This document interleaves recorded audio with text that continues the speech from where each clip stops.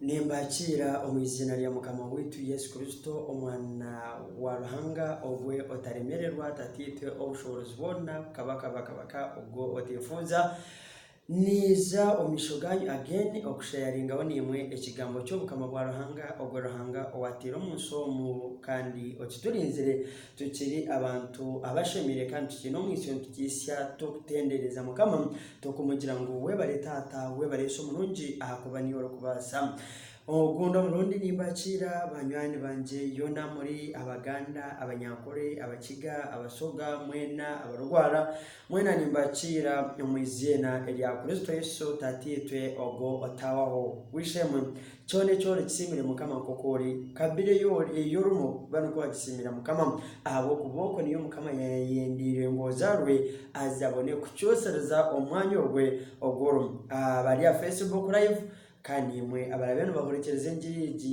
YouTube nimwe nimbakira omwizina elya Kristo Yesu reba kandi kino njo kwesiga mukama okukira okwesiga abantu reba kandi kino njo kwesiga mukama okukira okwesiga abantu tuyino kwesiga mukama tukamarira amagara gitu omura mukama wayesiga mukama omubiri gwo gwaguriyo gufa rangana za guhendro guhurire ahabo moyo weye atura omuriwe tato muronjo mwisi gwa kabaka iwe tatitwe obushobozi bwona iwe otawo ayekabaka ni ukusima kwebaza abo mwabazi omuronji ogwo atwisyamo ayiranga wanje tato muronji reka turistinsa cyawo reka turamane gawotera umukono gawotera mbabaza omukama omunseji ayiwatira kabaka leba twaza gutandika service omwabazi yo gwayiranga wanje tato muronji izo giterezo muca ayikatonda omushizo ogwe no mukazi we no rabe nahurra irakere ayiranga wanje tato muronji nekigambo cyone kituraze kushoma ayiranga wanje kabaka leke kigambo cyumubere ekigambo ecyo gusinguze kandi cyo kujoka omwijineri asingiraga mazina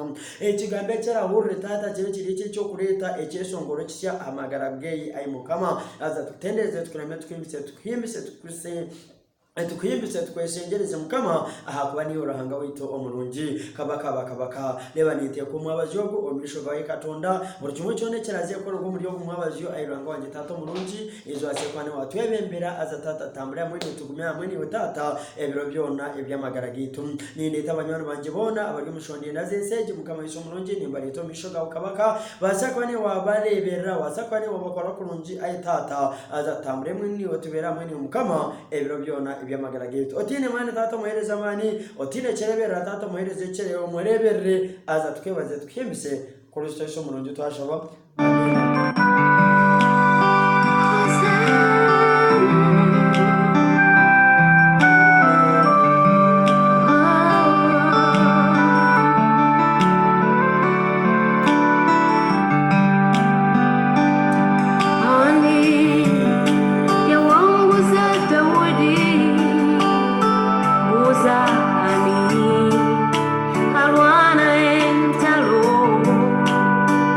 Dala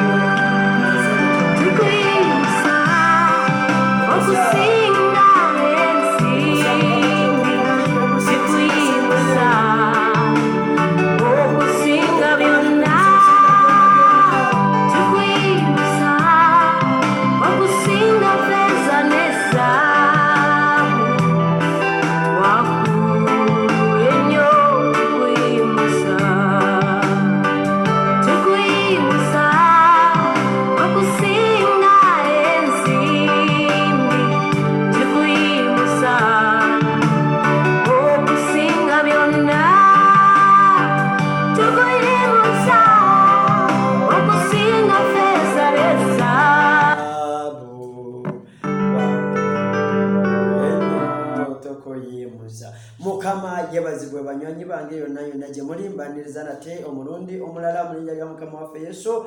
Mwe abali ku Facebook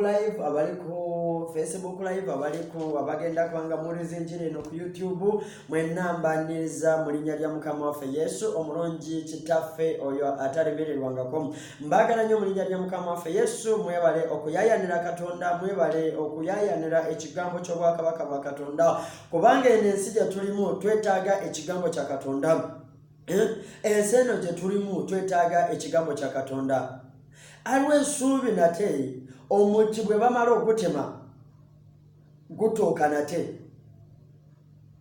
Waliwo essuubi omuti oba aroha amasiko g'omuti bamala gutema ogaruka katooka. N'okimanya ekyo? Kyamanyisa niwo bakunagira, bakuzumira, bakujerengwerera, bakolire ki? Bakwa kaseera n'ozagaruka otooka mu izina eryasingira amazina. Bakwereza akanya kake n'ozagaruka omere. Nkoko omuti gwine essuubi ngu bagutema n'ozagaruka gumere.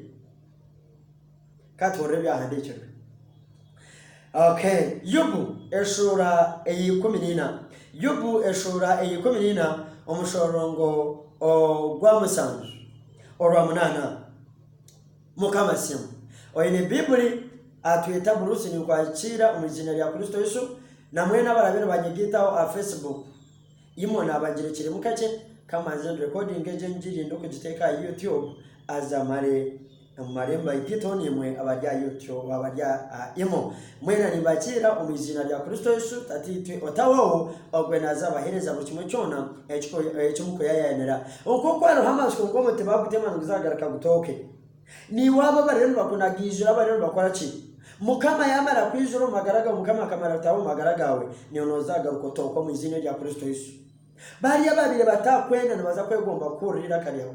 Bari ababire batakwenda kutamaniyo nabaza kwetanga kutamaniyo mu izina rya Kristo Yesu.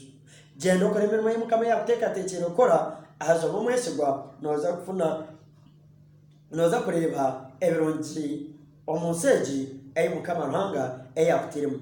Mwicirize Mukama mwicirize jumuto Mukama niyo ndukwicirizo magaraganje izo taho magaraganje nyoro jazo kunugwa nyoro jazo kwangwa ompindura ro jazo kwicirizo bo mwizina rya singiraga amazina. Amen.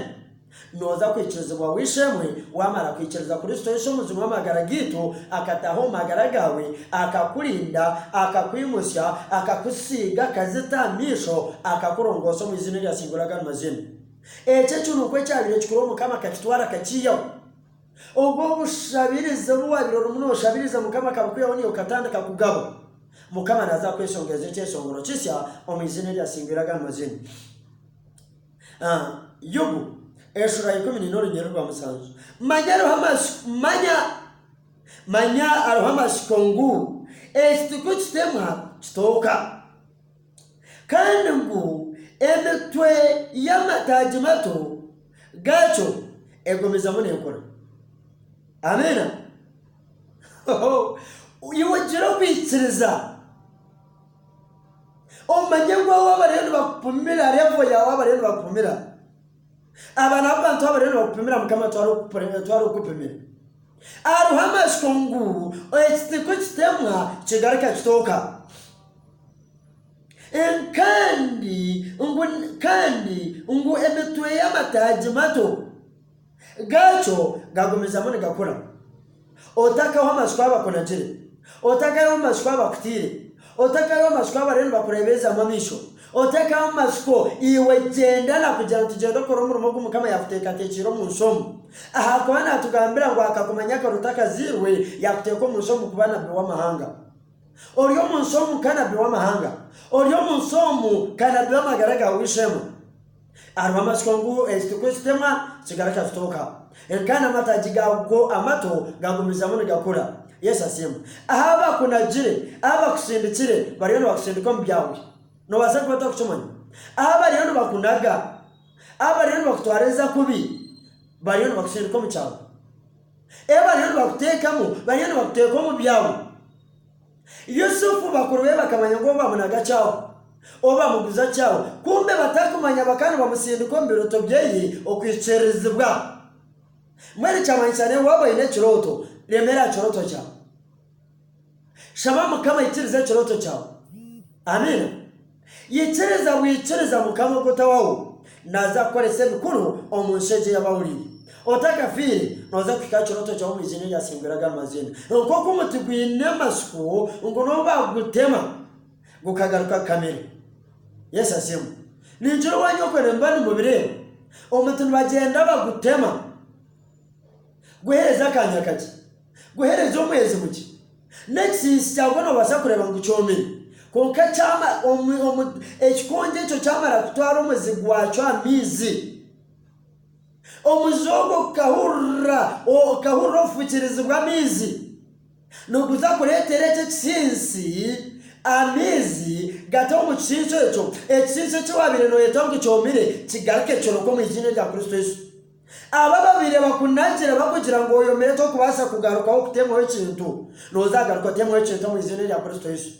Aba babire bakunagira bakugira ngo toyine mugaso ne baza kwiza barukuronda barukwenda ngo gire cyo wabakorera. Yesu asimu orwa mushanju Yobo eshora 19 orengero rwa mushanju Majaro hamaskongu estukustema chitoka kandi ungunemeto yamataje mato gacho egomeza mune ukora. Amina. Yesu asimu orwa munani nobo amizi nobo emizi yacho yakuguma omuyitaka ekakura nobu emizi yacho yakuguma omuyitaka ekakura nexis cyacho kikajundira aho. Nyendo gitegereze kurungi orebe ngo mukama ogoro kwereza umutogo batembera kagwereza amagara kagaruka kandi si orukushaba ruhanga iworo kusibomisho garuhanga buri kanya no mutacera tarukore burunjo kusinga ekitekeriyone ecyariyo nahereza amana gogaruka kutema ogundu muti abakunagire ngwiyo wirewo nabaza kwiza bakwetaga byingi kandi basango byino mu izina rya Kristo Yesu. Amina. Nobu emizi yacho yakuguma omwitaka ekakura nesi cyacho kikajundira aho olwamwe konka kucyurira okukirira kwa mizi kitoka kimera amataji inkesti kito. Yesu asema ni umukama ile bintu byakwenda gukora ni ukatandika kuleta amataji okatandika kubera na branches abakunagiro tinde branch nibaza kwiza bagaruko misho gawe ni branches zo mu izina rya Kristo Yesu. Amina. Joro to mukama ni kwetago magaraganje otakikiriza bazikubaje gukora kibone kibarukwende unkoko mutugwine sube ngugahurro fukirizwa mizi gagaruka kamera nanye tata nyomwana warojaza mukama le kampo rechigambo cyo mukama nanye ngaruke toke kingaruzo mahando mazimana magara nanye ngaruke kure nanye ngaruke kwereze ebiro byone byamagara ganje inturo misho gawo tata njirisa branches. Amina. Injirisa branches nyoba na jetire chinyine bagarika konshera nyizwizire omuzine rya Singiraga amazina. Amen. Okay. Echo kigambo nicho da sharing aho onakorera izoba mukama naza kuronda hono hori mukama naza kufefeta hono hori akoreto mishogeyi agaruza amasko yowabira wirwa mamasko mukama garuze mamasko omizine rya Kristo Yesu yobana jirutire mugasho nabaza kurondo yuno mugasho kandi gwinire kimo mizine rya Singiraga amazina nkoko mutugo nkoko kisinsi kigira amasko ngo cyaburo kufikereza kwa mizi katwara umuzigo wacho kikanyurira mizi kikagareta kikagaruka kikana endizo miti niwo mukama naza kwandise ibintu byamane birongikane birugo mu izina rya Singiraga amazina. Job chapter 14 verse 7 kubanga warwe shubi eryo muti bwe gutemebwa nga gururokana ke kubanga warwe shubi eryo muti bwe gutemebwa guroka nate era ngetabi lyago ate terifa. Amina. Amen. ogwo omuti waliwo essuubi ery'omuti bwe gutemebwa nga guloloka nate. Mukama yebazibwe. Ogwo omuti gwe batemye gwe bagambye ogwo bagutemye ne bagamba tugukyaddamu. Gwe kigeze gujjawo n'ebikuta bye ne bibeerako kungula ebyo bijjawo sigaze ekitimu ky'omuntu olabe. Ogwo omuti gugenda kunyulula amazzi yonna gye gunaasanga amazzi enkya guwa omwezi gumuba ebiri ekyo genda onoosanga nguliko akati akato akatandise okutuuka. Kati nawe abakusuula ne bagamba gwe wakoma bawa akaseera nawe ogenda kuddamu oloke nate mu linnya lya Mukama waffe Yesu, kubanga gwe twesiga wa maanyi wa Isaac na Yakobo na Aburahamu agenda kuwa maanyi, agenda kuwa obuwanguzi, ogenda kuwangula ensi eno mu linnya lya Yesu. Njolate Mukama nange kandyoke nate ndoke nate mu linnya lya Yesu. Ebyange byonna byali byafa. Abali bangobye ne bagamba nze sisaana kabaka bazo kunoonya bazo kumpenja wenawe nabeera nga nabala ebibala ebigenda okusigalawo emirembe n'emirembe mu linnya lya Yesu. Waliwo essuubi omuti bwe gutemebwa gunaatooka nate gulyoka nugutooka nate mu linnya lya Yesu. Okutooka ndowooza kiri mu Lunyankole. Okutooka akati kaligire akisinse kye kibatemere kibabire mumanya ngo tekirigaruka kikaana byani. Aba rero bakusindikiriza bakwiha amurama iyo sigara amurama noza kurestinisa cya Ruhanga omunseje Mukama Ruhanga eyakutiremu. Okay, amen. Okay, nkute Bible no tugenda mu Luka John chapter 11.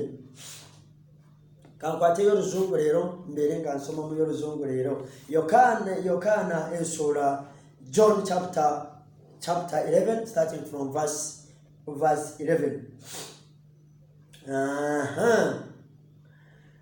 Oh Jesus.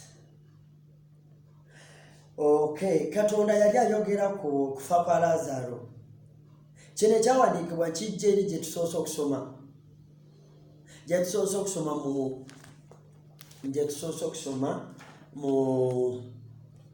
mu Yubu esura 14 gye nkijje. Ngenda kigatagata n'ekyo. Waliwo essuubi omuntu okulaba Katonda mu linnya lya Yesu. Nga tonafa ogenda kulaba ekisa kya Katonda mu nsi eno mwe yakuteeka. Wekyolina okola lemera ku Katonda, lemera mu Mukama agenda kuwanguza, agenda kutuuza n'abakabaka mu linnya lya Mukama waffe Yesu. Waliwo essuubi omuti bwe bagutema gololoka nate nawe ogenda kuloka mu linnya lya Yesu.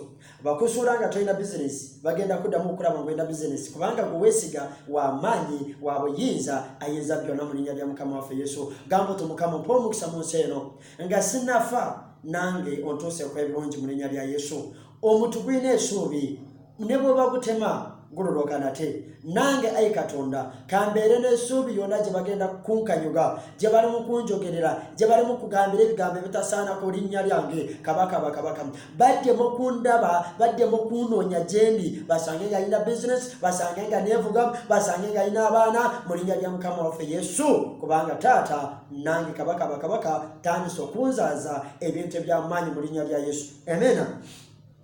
Amen. Okay. John chapter 11 starting from verse 11. John 11 starting from verse 11. These things he said.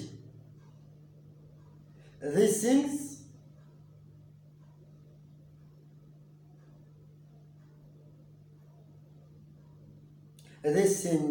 he said. And after that he said to them, our friend Lazarus sleeps, but I go that I may wake him up. Hold it up. Katonda yagamba bana abakyala n'abagamba ngo Lazaro yagamba bayigirizibwa be n'abagamba Lazaro oyo gwe tugenda kulaba Amina. 11 konka okonuko yagambire bwanyuma yabagira ati munywani wetu Lazaro agwejegire neza kumusimura umutoro. Olira mukama yona gye bakusura ne bakukanyuga ne bakuziika Katonda agenda akulondayo mu linnya lya Yesu. Kansoboloze ngo these things he said, and after that he said to them, our friend Lazarus sleeps, but I go that I may wake him up. Ngwaliyo naza kumuha umutoro umwana wa Ruhangaho okumusimura umutoro. Okwaho gwezegerire mukama naye kwenda kwiza kuronda mu izina ryasingiraga n'amazina. Kansoboloze ngo ebintu biza kongerwa aho.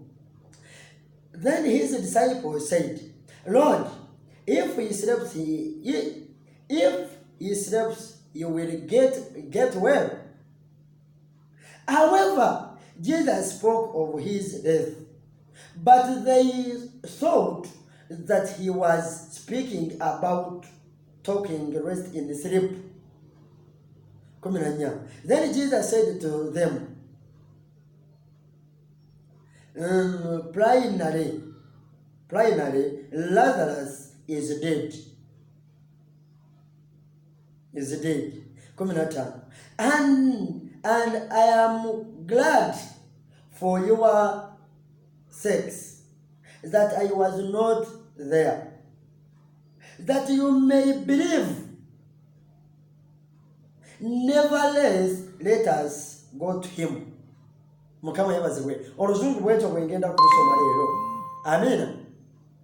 Oruzungu bwecho bwengenda okurusoma lero. Naba ya 15 yabajati katuzayo turebe bwanyuma ahabwanyu nyoni nyesima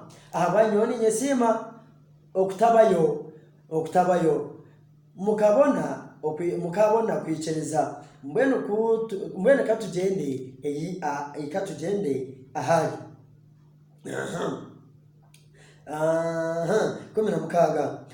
John chapter 11 now verse 16.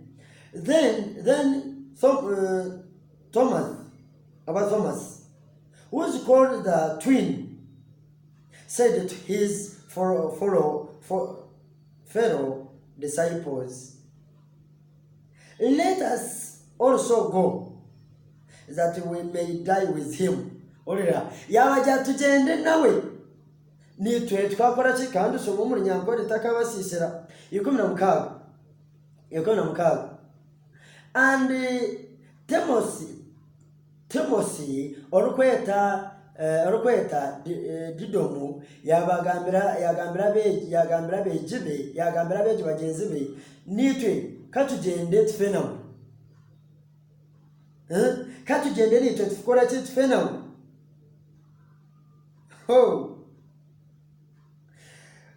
Then Thomas, whose name called the twin, said to his fellow disciples, let us also go, that we may die with him.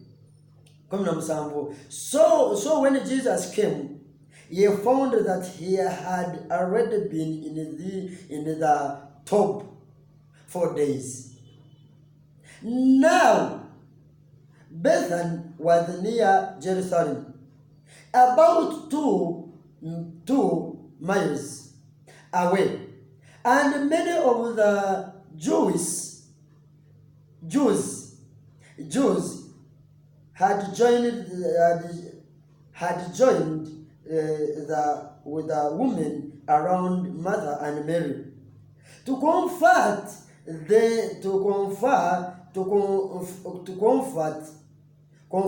them concerning their brother. 20. Then Martha, as soon as she she heard that Jesus was coming, went and met him. But Mary was sitting in the house. No, now Martha said to Jesus, Lord, if you had been here, my brother would not have died. But even now, but even now, I know that whatever you ask of God, God will give you. Jesus said to him, your brother will rise again. Martha said to him, I know that he will rise again in the resurrection at the last day. Jesus said to her, I am the resurrection and the life. He who believes in me, through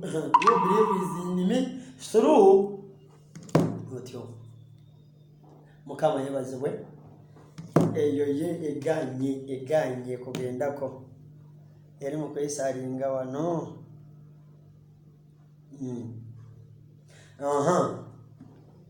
mbadde ntuuse ku lwakumeka ene yero kumpi kwesalako. Jesus said 23, Jesus said to her, your brother will rise again. Martha said to him, I know that he will rise again in the resurrection at the last day. Jesus said to her, I am the resurrection and the life. He who believes in me, through him may die, he shall live.